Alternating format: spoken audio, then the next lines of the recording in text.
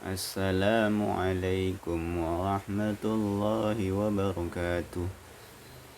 Bismillah, walhamdulillah, wassalatu wassalamu ala rasulillah Muhammad ibn Abdillah wa ala alihi wa sahbihi wa man walah wa la hawla wa la quwata illa billahil aliyyil azim, amma ba'du. Qala rabbi shrah li sadri wa yassir li amri wa hlul 'uqdatam min lisani yafqahu qawli. Rabbi zidni ilman warzuqni fahman wa alhiqni bis salihin, amma ba'du. Pertama-tama, apa kabar anak-anakku sekalian? Semoga kalian selalu dalam lindungan Allah Subhanahu wa taala dan selalu dalam keadaan taat kepada Allah Subhanahu wa taala dan sehat walafiat. Kita doakan mudah-mudahan kalian menjadi ahlul ilm, yaitu orang-orang yang berilmu. Amin ya rabbal alamin. Pada kesempatan kali ini kita akan belajar mata pelajaran Al-Quran Hadis, mana pada kesempatan sebelumnya kita sudah membahas tentang surat Al-Humazah dan berikut kandungannya. Nah, sekarang kita akan masuk kepada surat At-Takasur. Oleh sebab itu, sebelum kita mulai, kita ucapkan bismillah terlebih dahulu. Bismillahirrahmanirrahim. Yang pertama adalah judulnya tentang lafal surat At-Takasur. At-Takasur ini memiliki arti yakni bermegah-megahan. Lalu surat At-Takasur ini adalah surat yang ada di urutan ke-102. Surat ini terdiri dari 8 ayat dan surat ini diturunkan di kota Makkah atau disebut surat Makkiyah. Nah, surat At-Takasur ini dinamakan At-Takasur diambil dari ayat pertama dari surat tersebut, yakni yang berbunyi Alhaakumut Takasur. Jadi At-Takasur diambil dari ayat pertama dalam surat tersebut. Kita baca terlebih dahulu surat At-Takasurnya ya. Kita mulai dengan ta'awuz. A'udzu billahi minasy syaithanir rajim. Bismillahirrahmanirrahim. Alhaakumut takasur hatta zurtumul maqabir. Kalla sawfa ta'lamun, summa kalla sawfa ta'lamun, kalla law ta'lamuna ilmal yakin, latarawunnal jahim, summa latarawunnaha aynal yakin, summa latus'alunna yawma idzin 'anil na'im. Sadaqallahul azim. Nah, tadi kita sudah membaca yakni surat At-Takasur. Nah, surat At-Takasur ini coba kita telaah, kita lihat artinya.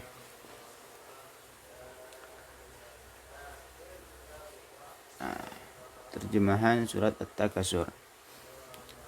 Dengan nama Allah yang Maha Pengasih lagi Maha Penyayang. Ayat pertama, yaitu yang berarti bermegah-megahan telah melalaikan kamu. Yang kedua, sampai kamu masuk ke dalam kubur. Yang ketiga, sekali-kali tidak, kelak kamu akan mengetahui akibat perbuatan itu.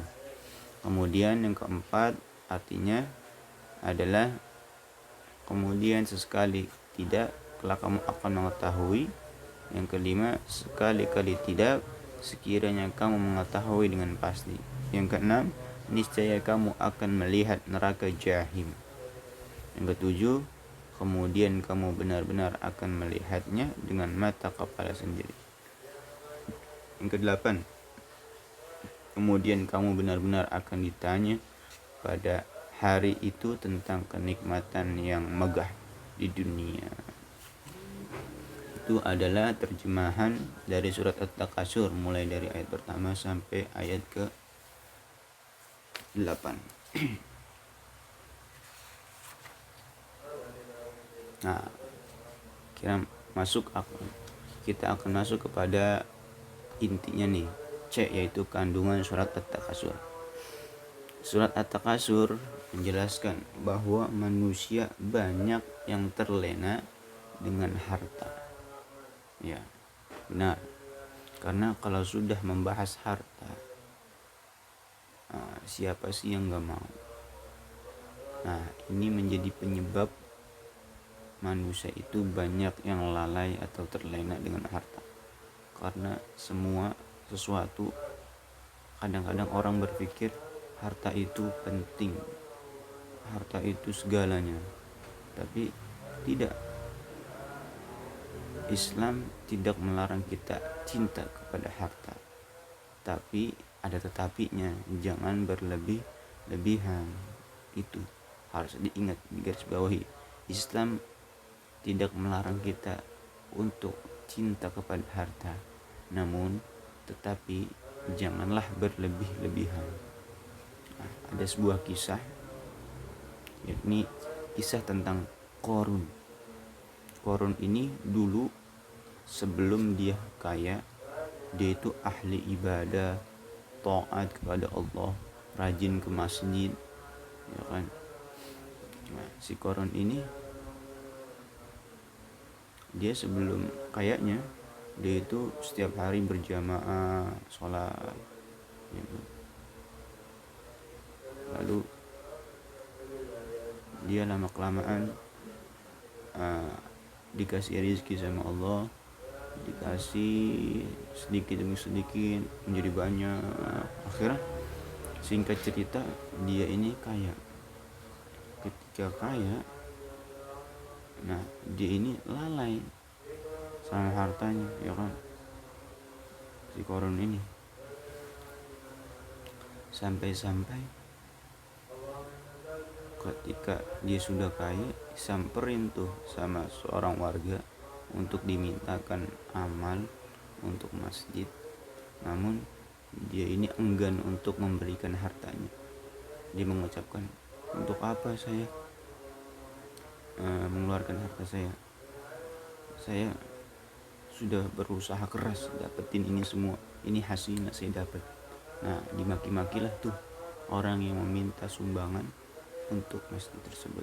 Akhirnya si Qarun ini sampai-sampai nih rumahnya itu, gemboknya itu besar sekali. Itu gemboknya besar, bukan kayak gembok-gembok kita, tapi dia ini besar. Rumahnya nih di dalamnya hartanya itu disimpan, ya kan, disimpan di sebuah kayak kalau kita berangkas gitu, ya kan, berangkasnya ada kunci, ya kan, di kamarnya dikunci lagi. Lalu dalam rumahnya ada kunci, di pagar dikunci lagi. Nah, itu kita kalau misalkan dibudakin sama harta begitu. Kalau lain sebagainya, kalau kita punya ilmu yang menjaga kita, bukan kita yang menjaga ilmu, tapi ilmu yang menjaga kita. Nah, ini sebaliknya, kalau harta itu kita yang jagain harta, bukan harta yang jagain kita. Terbalikan kayak tadi, sampai-sampai saking gak mau kehilangannya sama hartanya, sampai dikunci banyak banget itu. Nah, maka oleh karena itu, ketika singkat cerita, nah Allah lah turunkan sebuah bencana, ya kan. Akhirnya rumahnya tenggelam, harta bendanya itu semuanya kebawa sama dia, terkubur hidup, terkubur di dalam pasir. Nah, sekarang kita kenal dengan istilah, kalau misalkan kita nemu harta, ya kan, di sebuah misalkan di sebuah tempat di tanah, ya kan, itu disebut harta karun. Nah, itu asal mulanya itu dari si Qarun nih, cerita si Qarun, ya kan, harta karun. Nah, diplesetin jadi harta karun.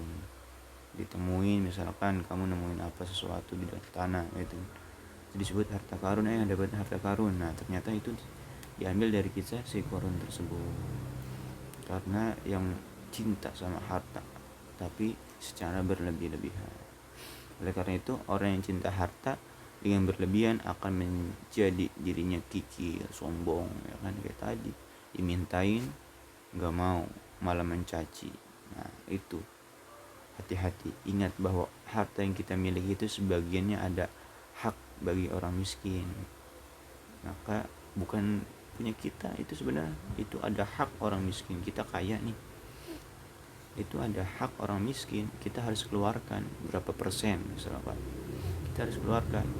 Supaya apa? Supaya harta kita berkah. Berkah itu apa sih? Ziyadatul khair, yaitu bertambahnya kebaikan. Nah, mereka akan mendapat balasan, yaitu neraka jahim. Kalau kemarin al-humazah, bagi orang yang pengumpat itu balasannya neraka hutamah. Nah ini orang-orang yang takabur atau kikir, itu balasannya neraka jahim, paling bawah. Neraka jahim, neraka sebelum, bukan neraka paling akhir, neraka jahim. Neraka jahim yang paling bawah neraka jahanam ya, maaf. Nah itu, sudah selesai pembahasan kita. Mudah-mudahan dengan apa yang sudah kita bahas dari isi kandungan surat At-Takasur ini mengingatkan kita bahwa jangan sampai kita berlebih-lebihan atau bermegah-megahan dalam harta kita. Kita boleh punya harta, tapi harta tersebut ada hak, ada milik, sebagiannya ada milik orang miskin, maka harus kita sedekahkan biar harta itu menjadi berkah. Oke, cukup sekian dari kita ini pembelajaran pada kesempatan kali ini, yakni surat At-Takasur. Mudah-mudahan apa yang sudah kita bahas bermanfaat buat kita, mengingatkan kita kembali kepada Allah Subhanahu wa taala. Cukup sekian dari Mister. Al-afu minkum. Mister akhiri ucapan ini dengan ucapan Assalamualaikum warahmatullahi wabarakatuh. Terima kasih anak-anakku sekalian sudah menonton video ini. Mudah-mudahan bisa bermanfaat. Amin ya rabbal alamin. Akhirul kalam. Dadah.